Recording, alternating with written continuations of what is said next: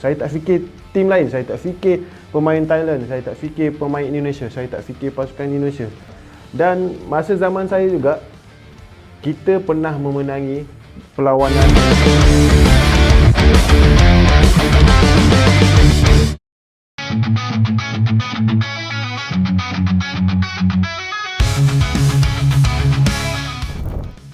Perjuangan Indonesia di round ketiga yang peluangnya masih sangat-sangat terbuka tentu bukanlah hal yang mustahil untuk bisa menembus putaran final melalui posisi runner-up. Ya, sebab dengan 4 laga sisa, di mana 2 diantaranya adalah laga kandang, maka secara kalkulasi atau perhitungan, Indonesia jelas punya peluang bahkan sampai 51%. Apalagi setelah oleh Romney dan Chairul Ridwan, serta siapapun nantinya pemain baru yang kemungkinan akan jadi kejutan, ya udah harusnya di atas kertas peluang Indonesia sekali lagi sangatlah terbuka. Lagi pula di bulan Maret maupun Juni 2025 nanti, kalau semua pemain fit dan juga siap tempur, maka potensi untuk meraih bahkan 9 poin dari Australia, Bahrain, serta Cina bukanlah sesuatu yang naif ataupun cuma angan-angan belaka. Tentunya semua itu tak lepas dari kualitas materi pemain yang kita punya sekarang ini yang benar-benar terbilang cukup menjanjikan. Nah, tapi peluang besar skuad Garuda menembus ajang terakbar dunia itu justru seakan tak dilihat oleh legenda timnas Malaysia Safi Salih yang malah menyindir kiprah timnas Indonesia karena belum pernah menjuarai ajang level ASEAN atau AFF. Ya, sebagaimana yang kita tahu pada edisi 2024 ini, banyak tim-tim yang mengirim pemain muda, di mana beberapa tim yang mengirim pemain muda adalah timnas Indonesia, Thailand, dan Kamboja yang menganggap turnamen ini menjadi ajang trial bagi pemain muda agar mendapatkan kesempatan untuk berkembang. Nah, keputusan ini langsung mendapatkan kecaman dari berbagai pihak, sebab keputusan seperti ini terkesan menghilangkan marwah Piala Dunia versi ASEAN tersebut. Salah satu legenda Malaysia yakni Safi Salih juga angkat bicara dengan mengatakan bahwa Piala AFF masih sangat penting. Ia menyoroti Vietnam yang menurunkan para pemain seniornya untuk turnamen tersebut. Oleh sebab itulah tim-tim Asia Tenggara lainnya dinilai harus bisa menyaingi Thailand dan Vietnam dalam hal ini. Bagi Safi, kunci untuk bersaing di Asia adalah dengan menjadi raja di kawasan ini terlebih dahulu. Dan bila sudah bisa mendominasi turnamen 2 tahunan tersebut, baru tim-tim tersebut bisa berbicara soal persaingan di Asia. Hadeh, Pak Ci, tengoklah timnasmu sendiri. Dah berjaya kah?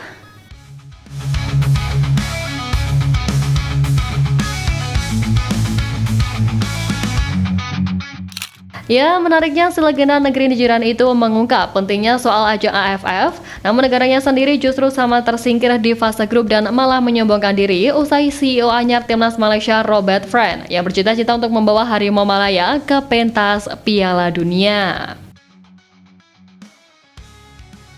Perlu diketahui bahwa Malaysia selama ini belum pernah tampil di ajang paling akbar sejagat itu. Di mata Safi Salih, lolos ke Piala Dunia bukanlah keinginan muluk-muluk, hanya saja Malaysia perlu melewati sejumlah tahapan, salah satunya yakni Piala Asia 2027. Ya, di putaran ketiga kualifikasi Piala Asia 2027, Malaysia masuk ke dalam grup F dan satu grup dengan rival Asia Tenggara yakni Vietnam, Laos, dan tim Asia Selatan, Nepal. Dari sini hanya juara grup yang berhak untuk lolos ke Piala Asia 2027 dan agar bisa lolos pun Malaysia harus bisa mengatasi ketiga lawan tadi. Vietnam kemungkinan akan menjadi ujian terberat bagi Malaysia untuk menjadi juara grup dan lolos ke Piala Asia 2027. Sementara itu sudah ada 18 tim yang lolos ke Piala Asia 2027 yang bakal digelar di Arab Saudi termasuk timnas Indonesia. Untuk menyaingi skuad Garuda, Malaysia bahkan dikabarkan akan diperkuat oleh 6 hingga 7 pemain keturunan, di mana 2 pemain yang dikabarkan masuk radar ialah Naim Garcia dan Monchu Rodriguez, yang mana keduanya merupakan jebolan dari Akademi Barcelona. Safi Salih percaya bahwa kehadiran pemain keturunan bisa membantu timnas Malaysia ke depan, apalagi kedua pemain itu dikabarkan memperkuat Malaysia pada putaran ketiga kualifikasi Piala Asia 2027 yang digelar pada Maret mendatang.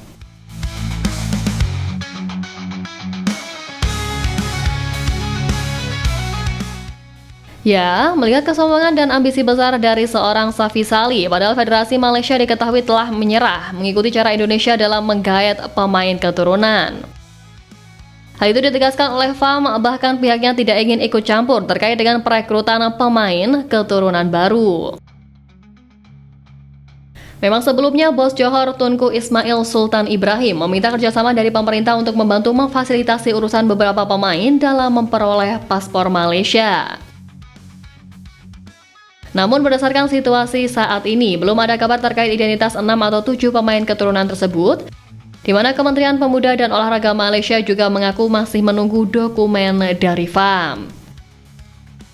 Setelahnya pun mereka baru bisa mengambil tindakan lebih lanjut terkait permohonan naturalisasi pemain keturunan. Nah, di tengah ketidakjelasan terkait identitas para pemain keturunan, FAM menegaskan bahwa pihaknya malah tidak akan ikut campur dalam perekrutan mereka. FAM menginformasikan bahwa perekrutan pemain keturunan sepenuhnya menjadi tanggung jawab dari manajemen baru Harimau Malaya, yang mana hal ini disampaikan oleh Wakil Presiden FAM, Datuk Moh Yusof Mahadi. Yusof mengatakan hingga saat ini FAM belum memiliki informasi apapun terkait perekrutan pemain keturunan yang dimaksud, namun ia meyakini ada upaya aktif yang dilakukan oleh manajemen baru dari Harimau Malaya. Wah, tentu adanya ketidakpaduan antar elemen ini makin membuat tim Harimau Malaya entah mau dibawa kemana.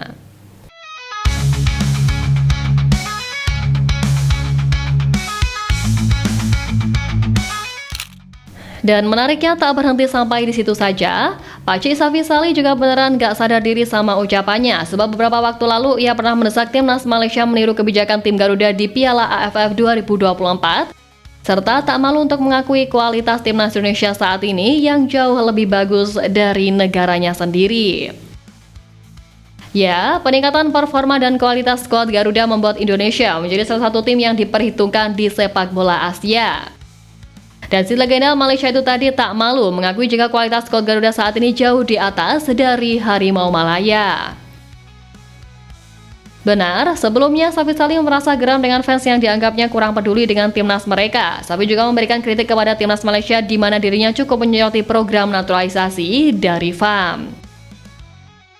Safi Salih juga menilai jika Malaysia sangat lambat soal urusan naturalisasi pemain di tim nasionalnya. Tentu melihat bagaimana begitu pelin-pelannya sosok legenda Malaysia ini, sejatinya ia hanya iri dengan capaian dari skuad Garuda era sekarang yang pada kenyataannya sulit untuk dikejar tim Harimau Malaya.